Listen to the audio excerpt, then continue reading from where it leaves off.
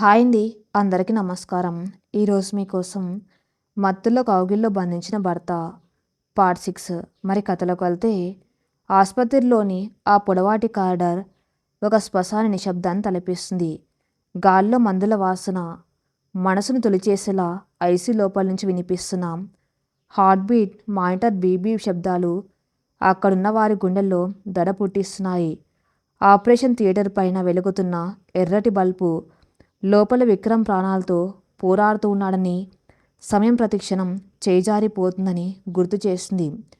సహస్ర ఆ కార్డర్లోని ఒక మూల రక్తంతో తడిసిన తన చేతులను చూసుకుంటూ సిల్లా ఉండిపోయింది. ఆమె కళ్ళల్లో కన్నీళ్లు ఇంకిపోయాయి. గుండె బరువెక్కి ఊపిరి పీల్చుకోవటం కూడా కష్టంగా మారింది. కొద్ది గంటల క్రితం తన కోసం ప్రేమగా టై కట్టించుకున్న భర్త, తన్ను మురిపంగా చూసుకున్న మనిషి, తన ప్రాణాలు కాపాడడం కోసం ఇప్పుడు చావు బతుకుల మధ్య కొట్టుమిట్లాడుతున్న నిజం ఆమె నిలువును దహించి వేస్తుంది. నా కోసం, కేవలం నా కోసం తన ప్రాణాలను పణంగా పెట్టారాం. నన్ను కాపాడడానికి ఆ మృత్యువుకు ఎదురెళ్లారాం. ఆ మనసు పదే పదే ఈ ప్రశ్నల్ని అడుగుతుంది. అక్కడే కుర్చీలో కుప్పగులిపోయిన అత్తగారు అన్నపూర్ణమ్మ గారు ఏడుస్తూ స్పృహ కోల్పోయే స్థితికి చేరుకున్నారు. నా కొడుకు ఏం పాపం చేశాడని ఆ దేవుడి లాంటి శిక్ష వేశాడు. ఇప్పుడిప్పుడే వాడి జీవితం ఓ గాల్లో పడింది. సంతోషంగా ఉన్నాడు అనుకునే లోపే ఈ ఘోరం జరిగిందేంటి దేవుడా అని గుండెలు బాదుకుంటున్నారు. సహస్ర వెంటనే అత్తగారి దగ్గరకు వెళ్ళింది. ఆ భుజాలను పట్టుకుని తన గుండెలకు హత్తుకుంది. ఇన్నాళ్ళు కన్నీళ్లు మాత్రమే పెట్టుకున్న సహస్రలో ఇప్పుడు ఒక కొత్త ధైర్యం, ఒక తెగింపు కనిపిస్తున్నాయి. ఏడవకండి అత్తయ్య, మీ కొడుకు ఏమీ కాదు. ఆయన నన్ను వదిలి ఎక్కడికి వెళ్ళరు. ఒకవేళ ఆ మృత్యువు ఆయన కోసం వస్తే దాన్ని ఎదిరించి నిలబడే ధైర్యం ఈ సహస్రకు ఉంది. నా ప్రాణం పోయినా సరే నా భర్త ప్రాణాలను నేను దక్కించుకుంటాను. మీరు ధైర్యంగా ఉండండి అని ఎంతో స్థిరంగా చెప్పింది. ఆ మాటల్లో ఉన్న శక్తిని చూసి అన్నపూర్ణ గారు కూడా ఆశ్చర్యపోయారు. ఒక అమాయకురాలైన పల్లెటూరి పిల్ల తన భర్తకు ఆపద వచ్చేసరికి సాక్షాత్తు సావిత్రిలా ఎలా మారిపోయిందో ఆమెకు అర్థమైంది. సరిగ్గా అప్పుడే ఆసుపత్రి కార్డర్లోకి పరుగున వచ్చాడు డిటెక్టివ్ దేవ్. అతని ముఖం కోపంతో, ఆందోళనతో కందిపోయి ఉంది. అతడి వెంట ఇద్దరు పోలీసులు కూడా ఉన్నారు. సహస్ర దేవుని చూడగానే వేగంగా అడుగులు వేసుకుంటూ అతడి దగ్గరకు వెళ్ళింది. దేవుగారు ఏమైంది? ఆ యాక్సిడెంట్ చేసిన లారీ డ్రైవర్ దొరికాడా? వాడెందుకంత నిర్లక్ష్యంగా డ్రైవ్ చేశాడు అని అడిగింది. దేవ్ గట్టిగా నిట్టూర్చి సహస్ర కళ్ళలోకి చూశాడు. మేడం, అది నిర్లక్ష్యంతో జరిగిన ప్రమాదం కాదు, ఒక పక్కా ప్లాన్ ప్రకారం జరిగిన హత్యాయత్నం. ఆ మాట వినగానే సహస్ర, అన్నపూర్ణ ఇద్దరు ఉలిక్కిపడ్డారు. హత్యాయత్నమా? విక్రమ్ గారిని చంపాలని ఎవరు ప్లాన్ చేశారు దేవ్? అన్నపూర్ణ వణుకుతున్న స్వరంతో అడిగారు. దేవు తల అడ్డంగా ఊపుతూ, వాళ్ళ టార్గెట్ విక్రమ్ గారు కాదు ఆంటీ, వాళ్ళ టార్గెట్ సహస్ర గారు అని అన్నాడు. సహస్ర ఒక్కసారిగా స్తంభించిపోయింది. దేవు కొనసాగించాడు. అవును మేడం, ఆ లారీ డ్రైవర్ పేరు రంగా. వాడు కరుడు కట్టిన కిరాయి హంతకుడు. యాక్సిడెంట్ చేసి పారిపోతూ ఉంటే మన సెక్యూరిటీ వాళ్ళు వాడిని పట్టుకుని పోలీసులకు అప్పగించారు. విచారణలో వాడు అసలు నిజం కక్కేశాడు. మిమ్మల్ని గుడి దగ్గర యాక్సిడెంట్ పేరుతో చంపడానికి వాడికి సుపారీ ఇచ్చింది మాయ మరియు ప్రకాష్. మాయ పేరు వినగానే సహస్ర గుండెల్లో అగ్నిపర్వతం బద్దలైనట్లయింది. మాయ మిమ్మల్ని చంపాలి అనుకుంది మేడం, కానీ విక్రమ్ గారు సరైన సమయానికి అక్కడికి వచ్చి మిమ్మల్ని కాపాడడం కోసం తన కారును అడ్డుపెట్టారు. ఆయనకు తెలుసు ఆ వేగంతో వస్తున్న లారీని ఢీకొడితే తన ప్రాణాలు పోతాయని. అయినా సరే మీ ప్రాణాలు నిలబెట్టడం కోసం తన మృత్యు ఒళ్ళోకి వెళ్ళారు అని గద్గద స్వరంతో చెప్పాడు దేవు. సహస్రకు కింద భూమి కుంగిపోతున్నట్టు అనిపించింది.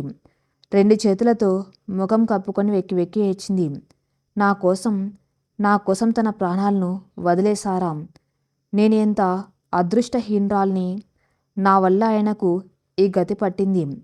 ఆ మాయ నన్ను చంపాలి అనుకుంటే నన్ను చంపేయాల్సింది. నా భర్తను ఎందుకు బలి చేసింది అని ఆక్రోశించింది. కానీ ఆ కన్నీళ్లు ఎక్కువసేపు నిలవలేదు. మరుక్షణం ఆమె కళ్ళల్లో కన్నీళ్ల స్థానంలో బడబాగ్ని లాంటి కోపం రగిలింది. ఇన్నాళ్ళు మాయ ఎన్ని కుట్రలు చేసినా మౌనంగా భరించిన సహస్రం ఇప్పుడు తన భర్త ప్రాణాల మీదకు వచ్చేసరికి ఒక కాలి మాతలా మారిపోయింది.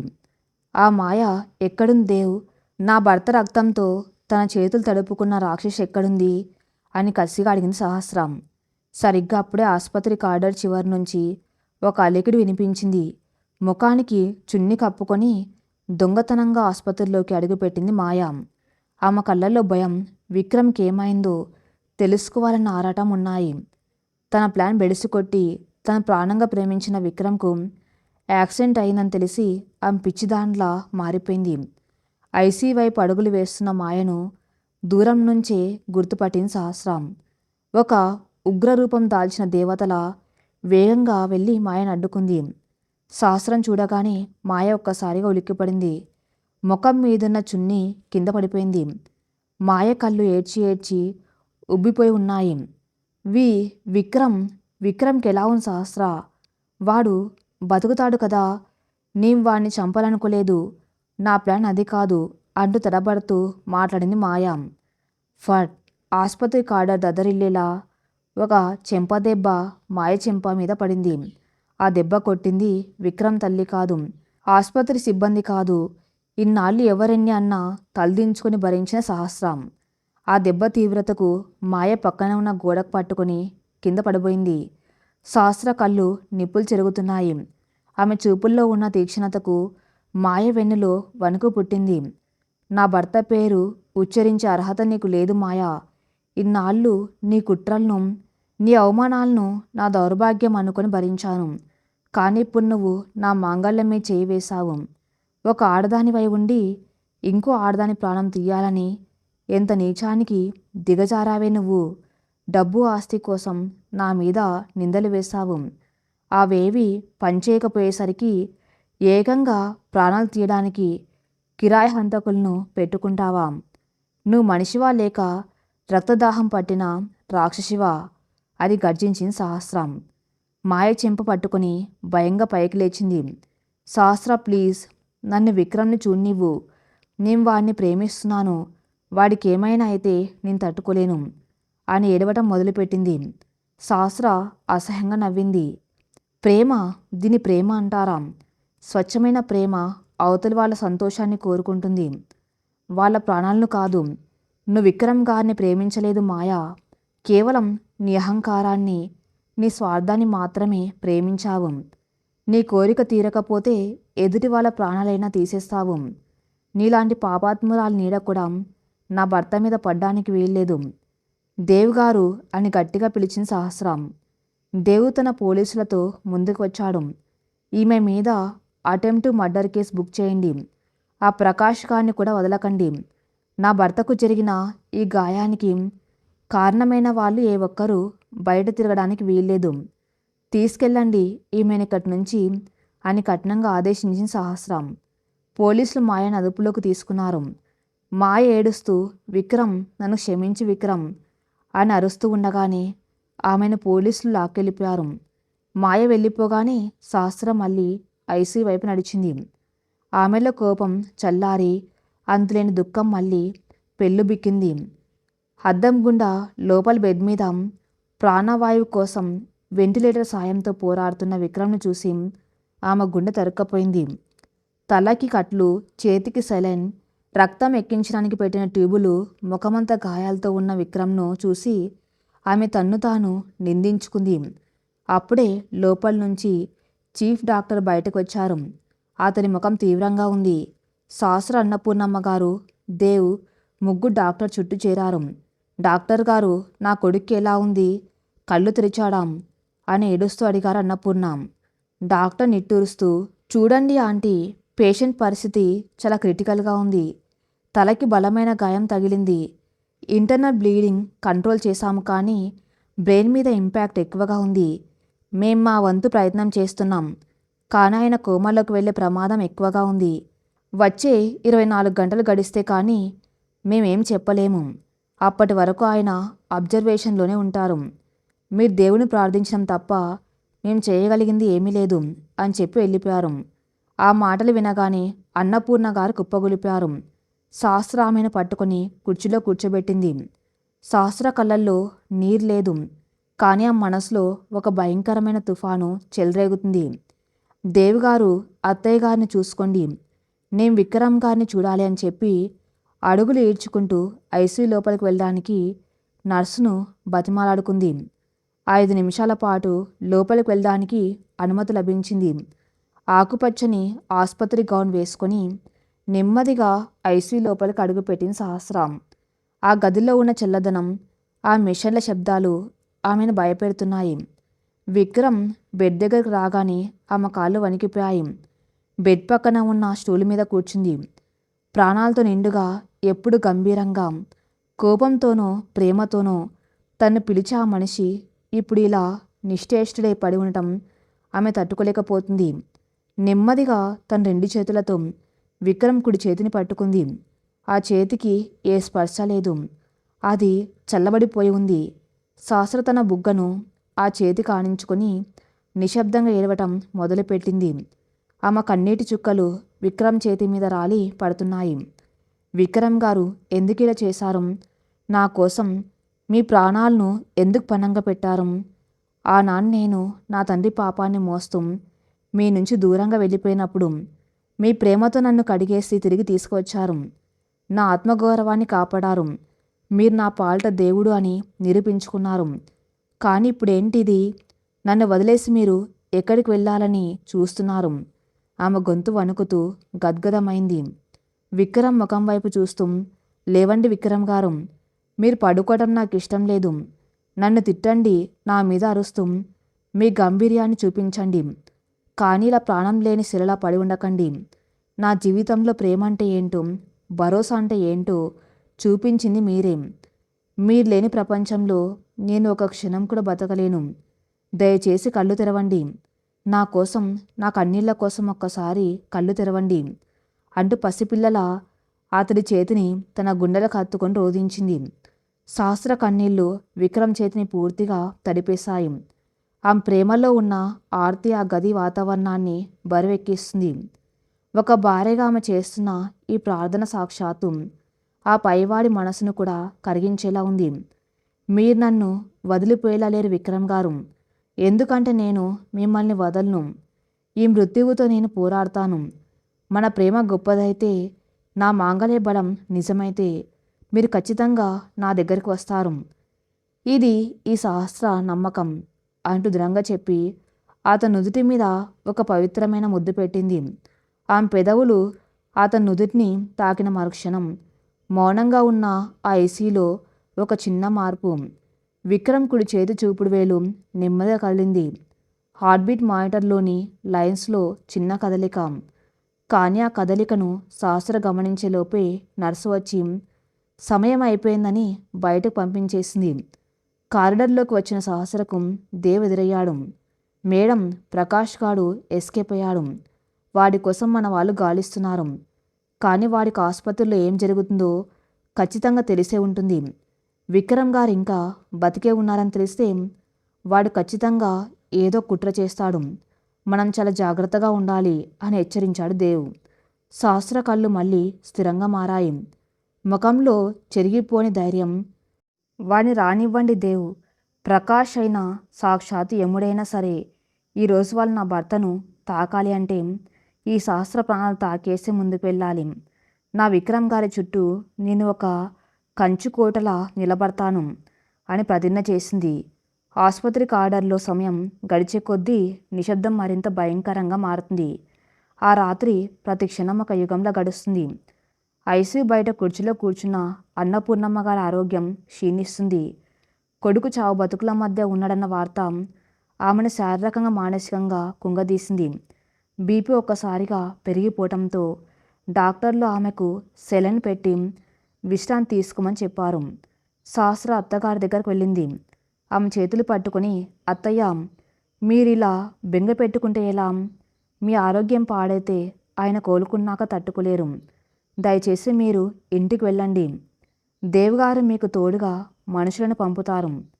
విక్రమ్ గారిని కంటికి రెప్పలా కాపాడుకునే బాధ నాది. ఆయనకేమీ కానివ్వను. నా మాంగళ్యం మీద నాకు నమ్మకం ఉంది అత్తయ్య అని ఎంతో ధైర్యంగా చెప్పింది. అన్నపూర్ణమ్మగారు కన్నీళ్లతో కోడలి ముఖంలోకి చూశారు. ఒకప్పుడు బెదురు చూపులతో ఇంట్లో అడుగుపెట్టిన పల్లెటూరు పిల్ల ఈరోజు ఒక కంచుకోట్లా మారి తన కొడుకు ప్రాణాలకు అడ్డుగా నిలబడ్డం చూసి ఆమెకు శాస్త్రం మీద ఎనలేని గౌరవం పెరిగింది.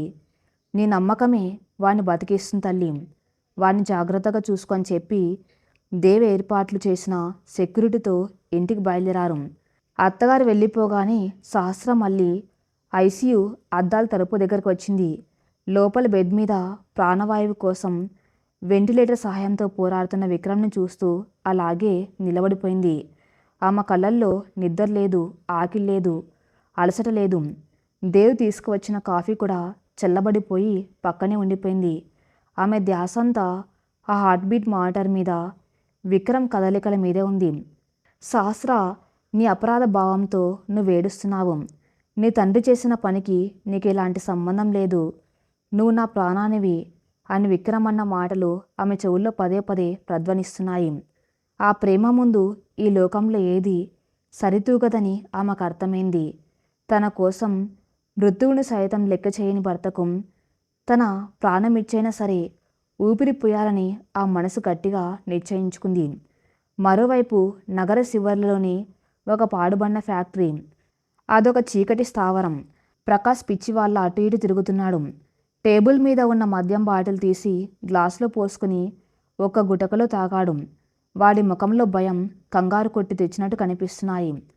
మాయ పోలీసులకు దొరికిపోయిందన్న వార్త వాడికి అప్పటికి చేరింది.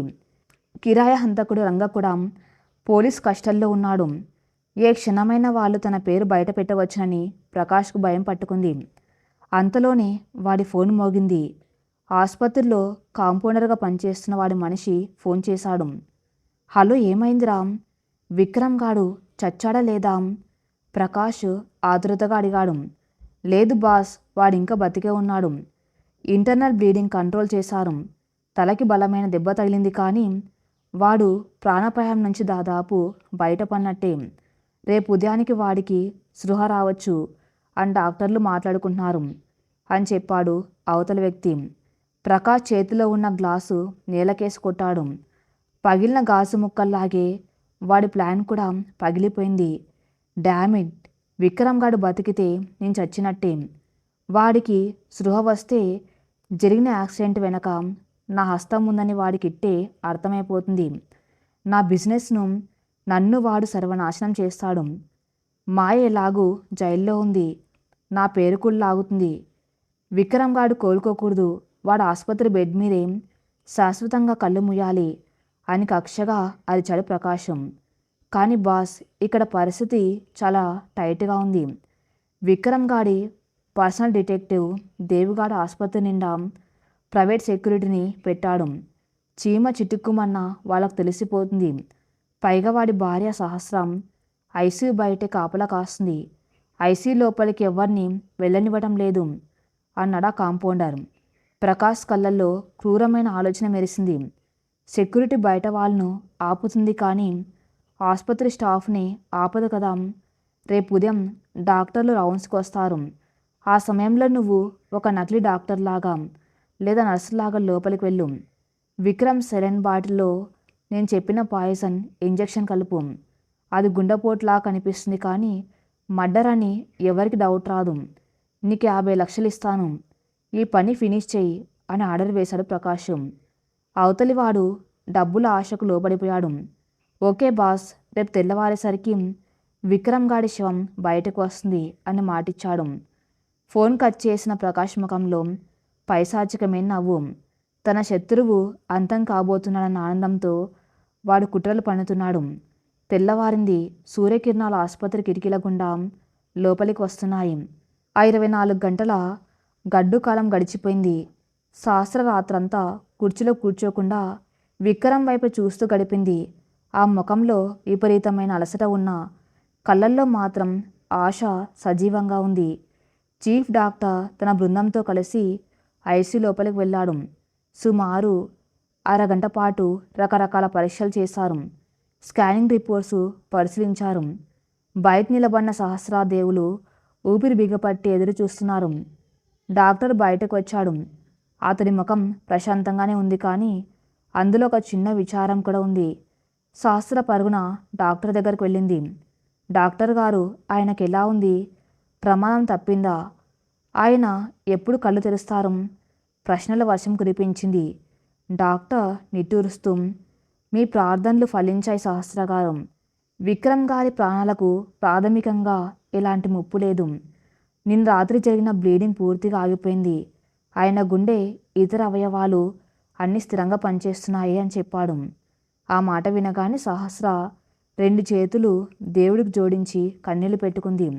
దేవు ముఖంలో కూడా సంతోషం వెల్లివిరిసింది. కానీ డాక్టర్ గొంతు సీరియస్గా మారింది. సహస్ర సంతోషం ఆగిపోయింది. కానీ ఏం డాక్టర్? తలకి తగిలిన దెబ్బ చాలా బలమైంది. మెదడు తన్ను తాను రక్షించుకోవడానికి ఒక డీప్ స్లీప్లోకి వెళ్ళిపోయింది. మెడికల్ టర్మ్లో చెప్పాలి అంటే విక్రమ్ గారు కోమాలోకి వెళ్ళిపోయారు అని చెప్పాడు డాక్టర్. కోమా, ఆ పదం వినగానే సహస్ర గుండె బద్దలైంది. కింద భూమి కదులుతున్నట్లు అనిపించింది. పక్కనే ఉన్న గోడను ఆసరగా పట్టుకొని నిలబడింది. కోమనా అంటే ఆయన కళ్ళు తెరవరా? నాతో మాట్లాడరా? ఎప్పటి కోలుకుంటాడు డాక్టర్? ఆమె గొంతులో అంతులేని రోదన. ఖచ్చితంగా చెప్పలేమమ్మా. బహుశా కొన్ని రోజులు పట్టొచ్చు, కొన్ని నెలలు పట్టొచ్చు, లేదా సంవత్సరాలు కూడా పట్టొచ్చు. ఆయన బ్రెయిన్ ఎప్పుడు రెస్పాండ్ అవుతుందో సైన్స్ కూడా ఖచ్చితంగా చెప్పలేదు. కానీ ఆయనకు మీ మాటలు వినిపిస్తాయి, మీ స్పర్శ తెలుస్తుంది. ఎవరైనా ఇష్టమైన వాళ్ళు పక్కనే ఉండి మాట్లాడుతూ ఉంటే బ్రెయిన్ త్వరగా కోలుకునే అవకాశాలు ఉన్నాయి. ఇప్పటికైతే ఆయన్ను నార్మల్గా ఐసీయూ నుంచి స్పెషల్ విఐపి రూమ్కి షిఫ్ట్ చేస్తాం. మీరు ఆయన దగ్గరే ఉండొచ్చు అని చెప్పి వెళ్ళిపోయాడు డాక్టర్. శాస్త్ర అలాగే గోడ కానుకొని కిందకు జారిపోయి కూర్చుంది. ఒకవైపు ప్రాణాలు దక్కాయన్న సంతోషం, మరోవైపు భర్త ఎప్పటికీ కళ్ళు తెరవడేమో అన్న భయం. ఆమె కన్నీళ్లు ఆగటం లేదు. దేవ్ ఆమె దగ్గరకు వచ్చి, మేడం దయచేసి ధైర్యం తెచ్చుకోండి. విక్రమ్ గారు ఒక ఫైటర్. ఆయన మిమ్మల్ని ఎప్పటికీ వదిలి వెళ్ళలేరు. ఖచ్చితంగా ఆయన త్వరలోనే కళ్ళు తెరుస్తారు. మీరిలా కుంగిపోతే ఆయనకు ధైర్యం ఎవరిస్తారు అని ఓదార్చాడు. సహస్ర కళ్ళు తుడుచుకొని పైకి లేచింది. దేవ్ చెప్పింది నిజమే. ఇప్పుడు తను ఏడవకూడదు. తన భర్త కోసం తను బలంగా నిలబడాలి. మీరు చెప్పింది నిజమే దేవుగారు. ఆయన కళ్ళు తెరిచే వరకు నేను ఆయన చెయ్యి వదలను. నా ప్రేమతో, నా స్పర్శతో ఆయన్ను తిరిగి తీసుకువస్తాను అని గట్టిగా చెప్పింది. మధ్యాహ్నం సమయానికి విక్రమ్ను 2nd ఫ్లోర్లోని ఒక పెద్ద స్పెషల్ విఐపి గదికి షిఫ్ట్ చేశారు. ఆ గది బయట ఒక పెద్ద అద్దాల తలుపు ఉంది. ఆ తలుపు బయట 2 ప్రైవేట్ సెక్యూరిటీ గార్డ్స్లను నిలబెట్టారు దేవ్. ఆ గదిలోకి వెళ్ళాలంటే నర్సులు, డాక్టర్లు కూడా ఐడి కార్డ్ చూపించి వెళ్ళాలి. సహస్ర విక్రమ్ పక్కనే ఒక చిన్న స్టూల్ వేసుకుని కూర్చుంది. విక్రమ్కు ఆక్సిజన్ మాస్క్ తీసేశారు, కానీ ముక్కు ద్వారా ఒక చిన్న ట్యూబ్ ఉంచారు. తలకున్న బ్యాండేజు, ముఖం మీద ఉన్న చిన్న గాయాలు మినహా అతడు ప్రశాంతంగా నిద్రపోతున్నట్టు ఉన్నాడు. సహస్ర తన చేతులతో విక్రమ్ చేతిని పట్టుకుని అతడి వేళ్లను నిమురుతుంది. విక్రమ్ గారు వింటున్నారా? డాక్టర్లు ఏవో చెబుతున్నారు. వాళ్ళకేమీ తెలియదు.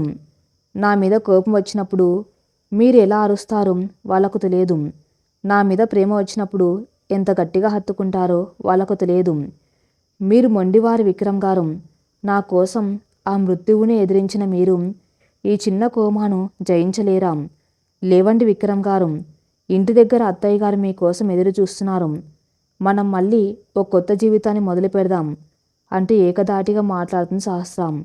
ఆమె కన్నీటి చుక్కలు విక్రమ్ చేతి మీద పడుతున్నా విక్రమ్ నుంచి ఎలాంటి కదలిక లేదు. రాత్రి 10 గంటల వరకు దేవ్ అక్కడే ఉండి సెక్యూరిటీని కట్టడి చేసి ఇంటికి వెళ్ళాడు. అర్ధరాత్రి దాటింది. సమయం 1 గంట.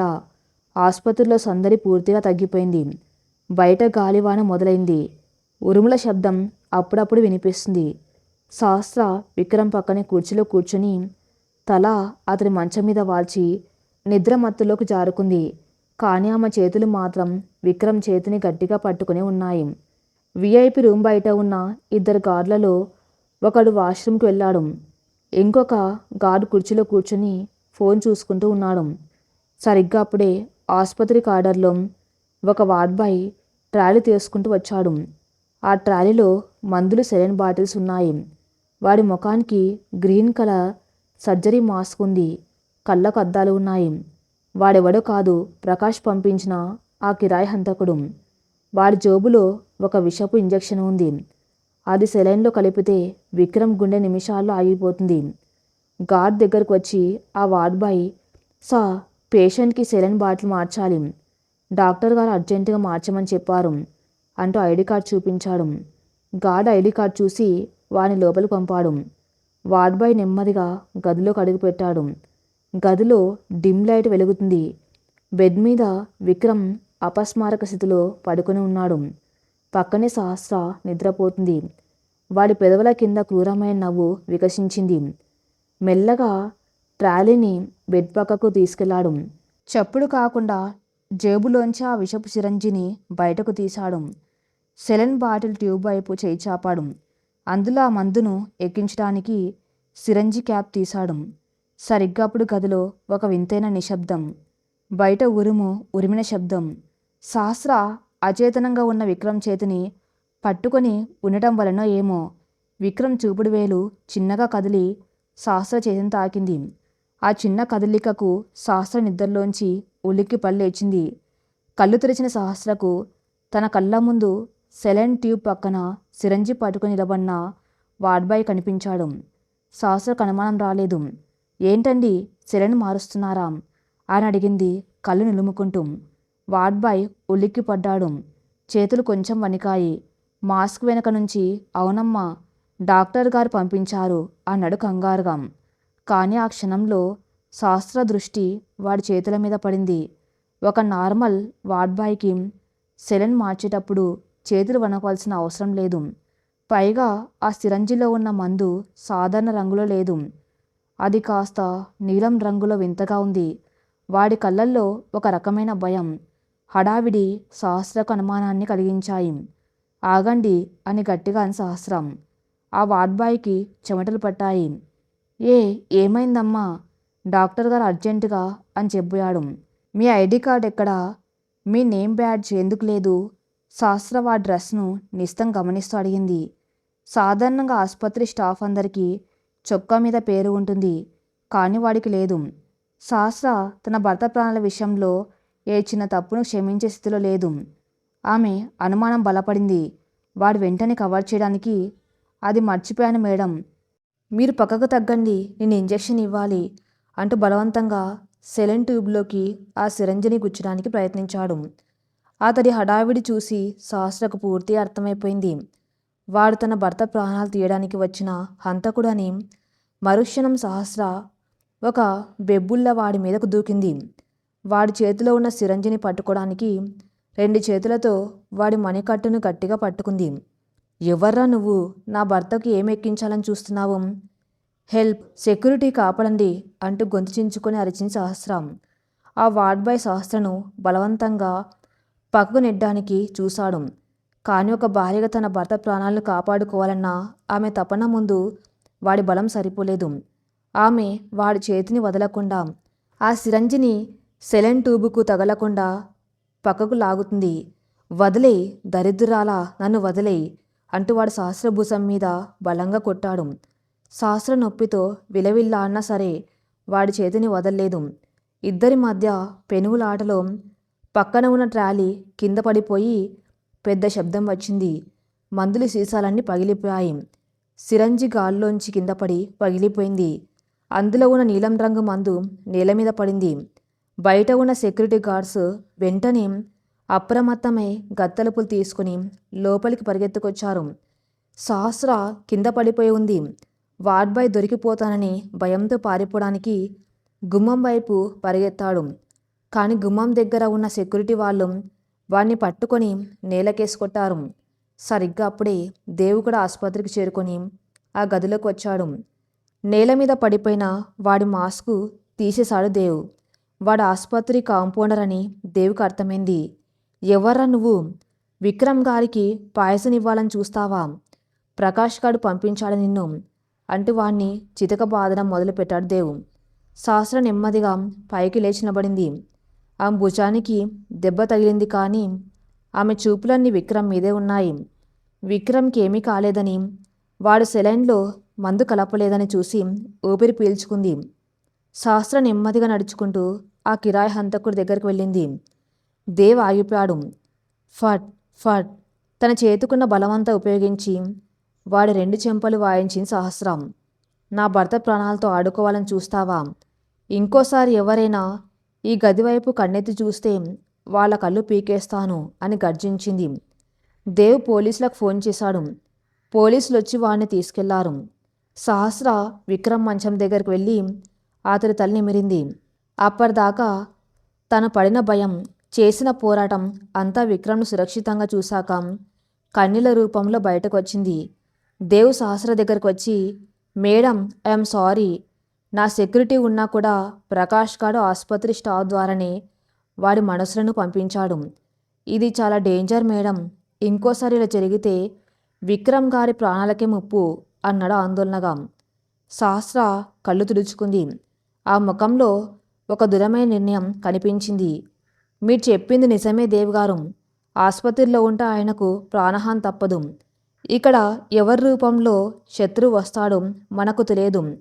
ఇక్కడ ప్రతి ఒక్కరిని మనం అనుమానించవలసిందే అంది సహస్ర స్థిరంగా.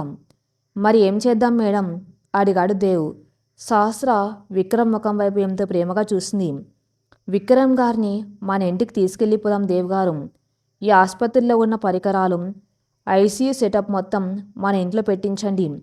మంచి నర్సులను, డాక్టర్లను నేను స్వయంగా ఇంటర్వ్యూ చేసి మన ఇంట్లోనే ఉంచుతాను. నా భర్తను నా ఇంట్లో నా కళ్ళెదుట ఉంచుకుని నేనే కాపాడుకుంటాను. నా ఇల్లే ఆయనకు శ్రీరామరక్ష అని ఒక సంచలన నిర్ణయం తీసుకుంది సహస్రం. ఆ నిర్ణయంతో దేవు కూడా ఆశ్చర్యపోయాడు. ఒక భార్యగా విక్రమ్ను కాపాడుకోవడానికి సహస్ర ఏ స్థాయికైనా వెళ్ళడానికి సిద్ధపడిందని అతడికి అర్థమైంది. ఉదయం 10 గంటలు విక్రమ్ ఇంటి ముందు ఒక అత్యాధునిక అంబులెన్స్ వచ్చి ఆగింది. ఆ ఇంటి వాతావరణం అప్పటికే పూర్తిగా మారిపోయింది. ఒకప్పుడు కేవలం ఒక నివాసంగా ఉన్న ఆ పెద్ద భవంతి ఇప్పుడు ఒక అత్యాధునిక మినీ ఆసుపత్రిగా రూపాంతరం చెందింది. దేవు తన ప్రైవేట్ సెక్యూరిటీ ఏజెన్సీ నుంచి అత్యుత్తమమైన నమ్మకస్తులైన 20 మంది గార్డులను రప్పించి ఇంటి చుట్టూ గేటు దగ్గర బాల్కాన్లో కట్టుదిట్టమైన భద్రతను ఏర్పాటు చేశాడు. అంబులెన్స్ డోర్లు తెరుచుకున్నాయి. లోపల స్ట్రెచ్చర్ మీద నిశ్చేష్డై ఉన్న విక్రమ్ను చూసి గుమ్మం దగ్గర ఎదురు చూస్తున్న అన్నపూర్ణమ్మ గారు కన్నీరు మున్నీరుగా ఏడ్చేశారు. కొడుకు తలకున్న కట్లు, ముక్కుకు ఉన్న ఆక్సిజన్ పైపు, చేతికి ఉన్న సెలైన్ చూసి ఆమె గుండె తరుక్కపోయింది. విక్రమ్ నాన్న, ఏంట్రా నీకు ఈ దుస్థితి? ఇల్లంతా కలకల్లాడుతూ తిరగవలసిన వాడివి. ఇలా ప్రాణం లేని బొమ్మలా వస్తున్నావేంట్రా అంటూ స్ట్రెచ్చర్ మీద పడి బోర్న విలపించారు. సహస్ర అత్తగారి దగ్గరకు వెళ్ళి ఆమె భుజాలు పట్టుకొని సముదాయించింది. అత్తయ్య, దయచేసి ధైర్యం తెచ్చుకోండి. ఆయన ఎక్కడికి వెళ్ళలేదు, మన దగ్గరికి వచ్చేశారు. ఇక్కడ మన ప్రేమ మధ్య ఆయన ఖచ్చితంగా కోలుకుంటారు. మీరిలా ఏడుస్తూ ఉంటే ఆయనకు ధైర్యం ఎలా వస్తుంది? ముందు ఆయన్ని లోపలికి తీసుకెళ్ళనివ్వండి అని ఎంతో స్థిరంగా చెప్పింది. సహస్ర గొంతులో ఉన్న ఆ ధైర్యం, ఆ తెగింపు చూసి అన్నపూర్ణమ్మ గారు కన్నీళ్లు తుడుచుకొని పక్కకు తప్పుకున్నారు. విక్రమ్ను నెమ్మదిగా లిఫ్ట్ ద్వారా పై అంతస్తులోకి వారి పడగదిలోకి తీసుకెళ్లారు. ఆ గది అప్పటికే ఒక ఐసీయూ లాగా మారిపోయింది. మధ్యలో ఒక అత్యాధునిక మెడికల్ బెల్, పక్కన వెంటిలేటర్, హార్ట్బీట్ మానిటర్, ఆక్సిజన్ సిలిండర్లు, సెలైన్ స్టాన్స్ అన్నీ మార్చారు. విక్రమ్ను చాలా జాగ్రత్తగా ఆ బెడ్ మీదకు షిఫ్ట్ చేశారు నర్సులు. దేవ్ ఏర్పాటు చేసిన 2 స్పెషలిస్ట్ డాక్టర్లు విక్రమ్ కావలసిన మెడికల్ సెటప్ అంతా పూర్తి చేశారు. అంత పూర్తయ్యాక సహస్ర డాక్టర్లను, దేవుని నర్సులను హాల్లోకి పిలిపించింది. ఆ ముఖం గంభీరంగా ఉంది. ఒక ఇంటి ఇల్లాలుగా తన భర్త ప్రాణాలను కాపాడుకునే బాధ తీసుకున్న ఒక రక్షకురాలుగా ఆమె అక్కడ నిలబడింది.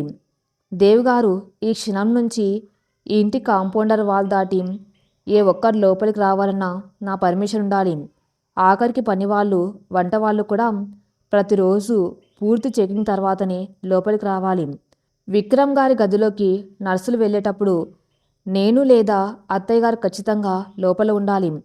నేను లేకుండా ఎవరు ఆయనకు ఏ ఇంజెక్షన్ ఇవ్వకూడదు, ఏ మందులను మార్చకూడదు. నా భర్త ప్రాణాలకు నాదే పూర్తి బాధ్యత అని కఠినమైన రూల్స్ పెట్టింది సహస్ర. డాక్టర్లు కూడా ఆమె జాగ్రత్తను మెచ్చుకుని, తప్పకుండా మేడం, మేము ఎప్పటికప్పుడు మీ సమక్షంలోనే ట్రీట్మెంట్ చేస్తాం అని చెప్పి వెళ్ళారు. అందరు వెళ్ళిపోయాక సహస్ర విక్రమ్ గదిలోకి వెళ్ళి తలుపులు మూసింది. గదిలో ఆ మిషన్ల శబ్దం తప్ప ఇంకే అలికిడి లేదు. నెమ్మదిగా నడుచుకుంటూ విక్రమ్ మంచం దగ్గరకు వచ్చింది. ఒక కుర్చీ తీసుకొని అతడి తల దగ్గర కూర్చుంది. ఎప్పుడు గంభీరంగా ఒక సింహంలా కనిపించే విక్రమ్ ఇప్పుడు ఒక చిన్న పిల్లాల్లా అపస్మారక స్థితిలో ఉన్నాడు. సహస్ర తన 2 చేతులతో అతడి చేతిని పట్టుకొని తన బుగ్గలకు అద్దుకుంది. ఆమె కళ్ళల్లోంచి నీళ్లు జాలువారి అతడి చేతిని తడిపాయి. ఇంటికి వచ్చేసారి విక్రమ్ గారు, ఇది మన ఇల్లు. ఇక్కడ మిమ్మల్ని ఎవరు ఏమి చేయలేరు. ఈ సహస్ర ప్రాణం పోయాకే ఆ మృత్యువైనా మీ దగ్గరకు రాగలదు. నా కోసం ఈ ప్రాణాలను అడ్డు వేసేశారు. నా మీద ఉన్న ప్రేమను ప్రాణత్యాగం చేసి మరి నిరూపించుకున్నారు. కానీ నన్ను ఇలా ఒంటరి చేసి మీరు నిద్రపోతే ఎలా విక్రమ్ గారు? నా తండ్రి పాపాన్ని క్షమించి నన్ను దేవుళ్ళ ఆదరించిన మీకు నా జీవితాంతం సేవ చేసుకుంటాను. ప్లీజ్ త్వరగా కళ్ళు తెరవండి అంటూ పసిపిల్లలా వెక్కి వెక్కి ఏడ్చింది.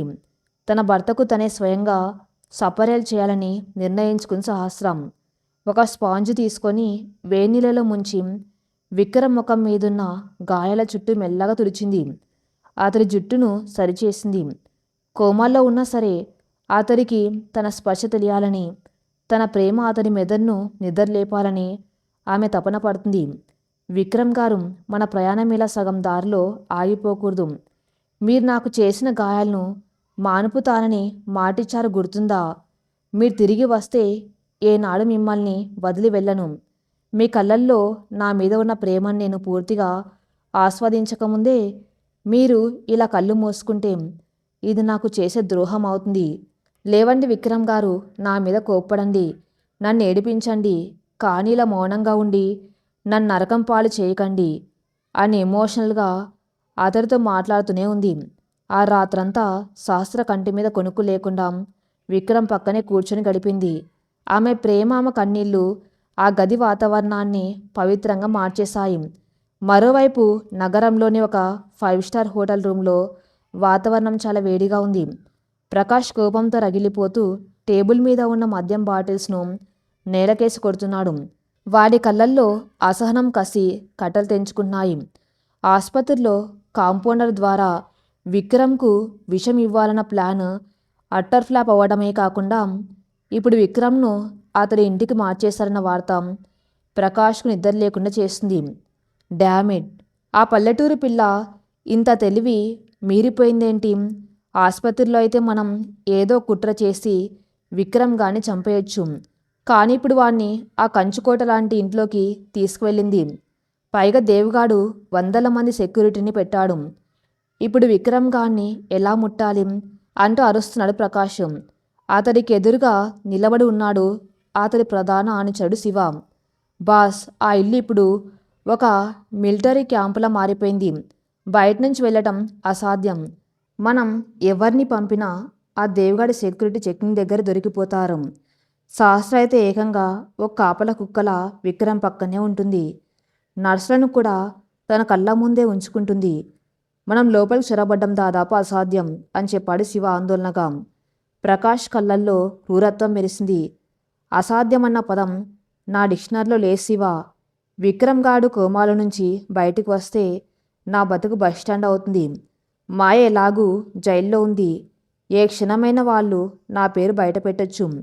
విక్రమ్ కళ్ళు తెరిచేలోపే వాడు శాశ్వతంగా కళ్ళు మూసేయాలి.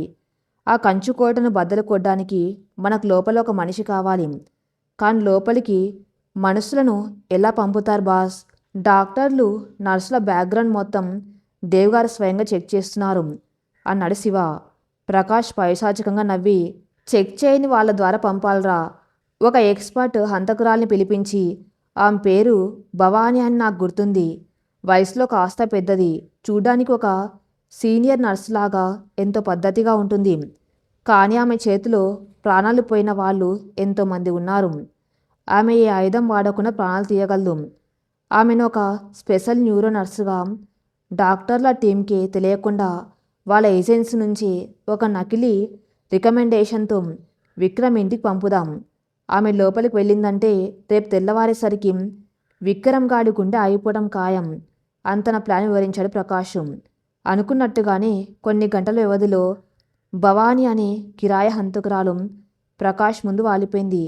ఆమెను చూడ్డానికి ఒక 40 ఏళ్ల మాతృమూర్తిలా ఎంతో హుందాగా చేతిలో జపమాల పట్టుకుని ఉంది. ఆమెను చూస్తే ఎవరికైనా సాక్షాత్తు దేవుళ్లాంటి మనిషి అన్న భ్రమ కలుగుతుంది. కానీ ఆమె కళ్ళల్లో మాత్రం ఒక రాక్షసత్వం దాగి ఉంది. ప్రకాష్ ఆమెకు బ్రీఫింగ్ ఇచ్చాడు. భవానీ, నీ టార్గెట్ విక్రమ్. అతడు కోమలో ఉన్నాడు.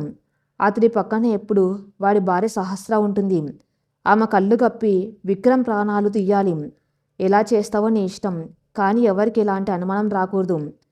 భవానీ ప్రశాంతంగా నవ్వి, నాకు ఆయుధాలతో పనిలేదు ప్రకాష్. విక్రమ్ పెట్టుకున్న వెంటిలేటర్ ఆక్సిజన్ వాల్ని ఒక 2 నిమిషాలు బ్లాక్ చేసేసాలు. హార్ట్అటాక్ వచ్చి చనిపోయినట్టే ఉంటుంది. ఎవరికి ఎలాంటి ఆధారం దొరకదు. రేపు సాయంత్రానికి పని పూర్తవుతుంది అని మాటిచ్చి వెళ్ళింది. మరి తర్వాత ఏం జరగబోతుంది? ఆమె వేసిన ప్లాన్ సక్సెస్ అవుతుందా లేదా నెక్స్ట్ పార్ట్లో చూద్దాం. నెక్స్ట్ పార్ట్ కోసం నా ఛానల్ని ఫాలో అవుతూనండి. Thank you for listening.